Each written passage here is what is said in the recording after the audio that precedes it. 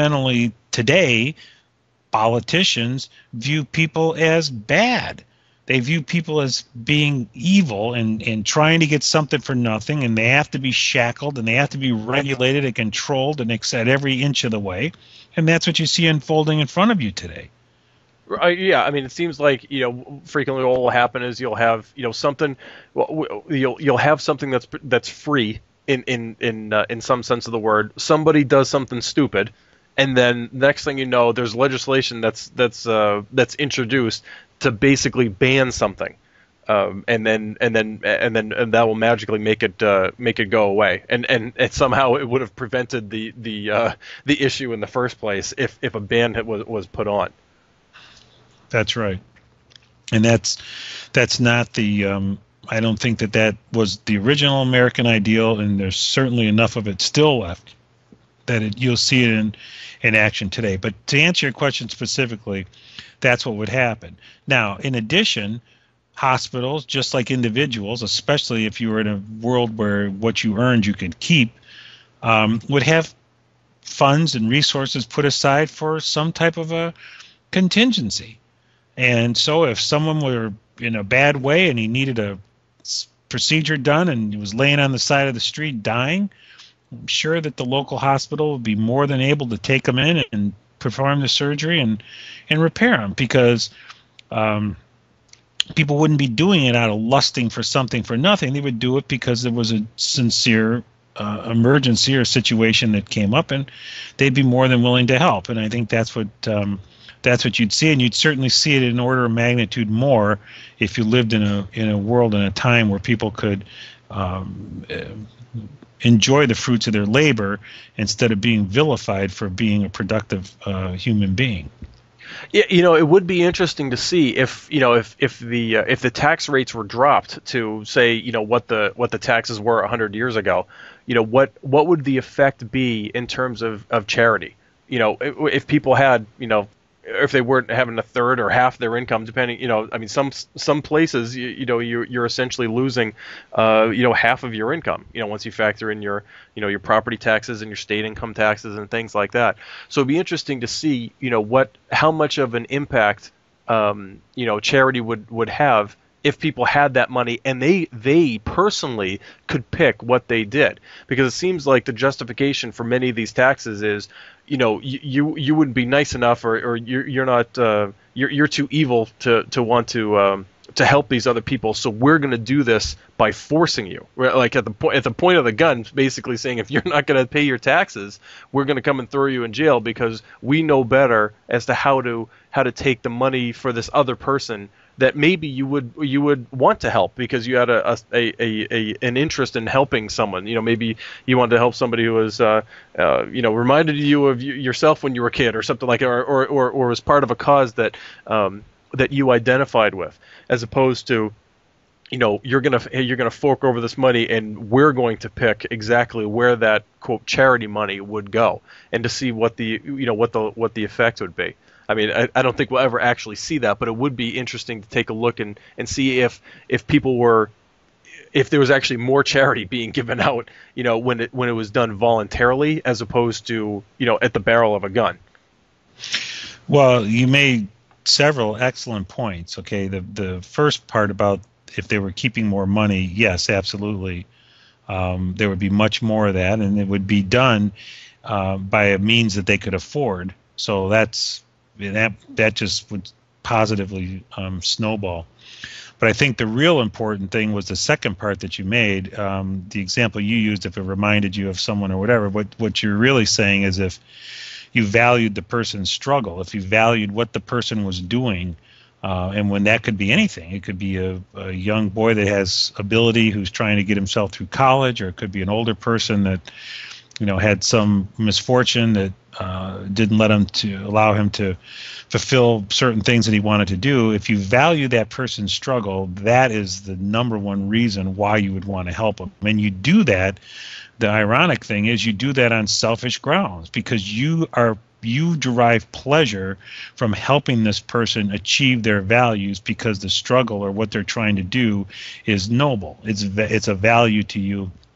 and you're doing it from that perspective, as opposed to someone comes up to you and lays out their sores in front of you and says, now you help me because I have all these sores. That's very different. So I think that point that you made is really, really key.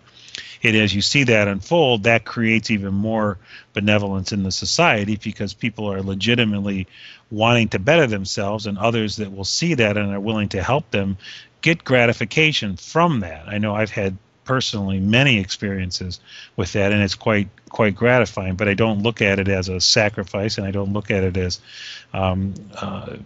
being subjected to some type of a weakness. I look at it as someone that, for whatever reason, their struggle is noble, and I would like to support it, and I have supported it, and I'm sure most people would drive the same conclusion. So that's a really key point, though, that you brought up.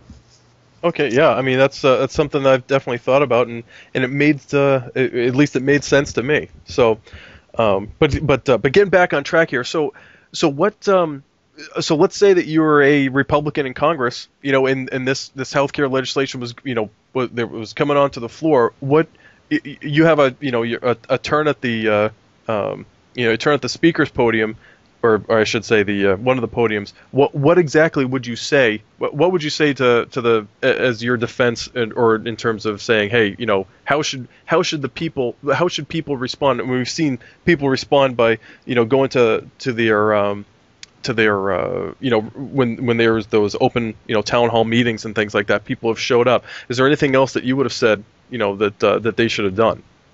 Well, I think the big one we covered, of course, was the rights, and we don't need to go over that one again. But I think the more poignant, very concrete action that, in your example, the Republicans should have got up there and preached, was that every doctor in the United States walk off their job and not show up for 3 or 4 days until they can and see that kind of unity and see what the implications of that does, and then think again about what gives these politicians the right to hold these people as slaves. And I think when you see those type of actions, and your buddy down in Florida that you gave was a perfect example. Well, I would say he was my buddy, but yeah, he's an example. You need that on a massive scale, and you need people that have the moral conviction, like we do, to stand up and take the heat for it, knowing that morally you're correct. That morally those people have the right to live their life, and it's the purpose of the government is to protect them so that they have that right to live their life, not to shackle them. Right, because I'm sorry. And if you did that, you'd be surprised how quickly the quicksand that the Democrats' arguments are standing on would be blown away, because just that one action would be so powerful, especially when you did it on the grounds that they have a right to their life, etc. But that's what you needed. You needed drastic, immediate, concrete examples, actions that could be taken. Right, because they didn't. By forcing those people, by forcing the doctors to accept these patients, you're essentially, or to fine people for not wanting to purchase health insurance. So you're essentially, if you're saying, okay, well, you have to do this, you're essentially trampling on the rights of the doctors, and because the doctor is essentially going to have to take money out of their pocket to do this, or you're gonna steal from the taxpayers, because you're saying now that if the doctor isn't opening up their wallet to pay for it, and the person who wants the care, who says I have a right to it, the only person who's left is another taxpayer who's basically getting stuck with the bill. So they're being denied their right to their own property. That's right. So anyhow, that would have been the key thing. We would have taken the example of the gentleman in Florida and multiplied it, raised it up 5x, and then multiplied it across the entire country for a week, and it would have changed a lot of things. But in order to do that, you have to have conviction. In order to do that, you have to have clarity. And in order to do that, you have to truly want to live in a rational world. And the problem that you see today with the Republicans, they're willing to change the regulation by 10% or 5% or whatever. What we're arguing is smash the particular legislation or the principle or the action or whatever it is to pieces. And that's the difference. And by smashing it, you mean through the legal process, essentially. Through intellectual arguments, which hopefully with the ones we're putting forth here are helpful and are illuminating, but those type of actions would be taken, and it's the only way you can stop them. You have to cut down the root of their argument. You have to cut down the principle which everything that they're saying stands on. And that's what we're trying to do, is point out areas to do that and why and the justification for it. So I hope that some of the things that we covered today were helpful, and enjoyed today's show, and I appreciate everyone's time. Yeah, great. And we'll have more shows available at respondingwithreason.com.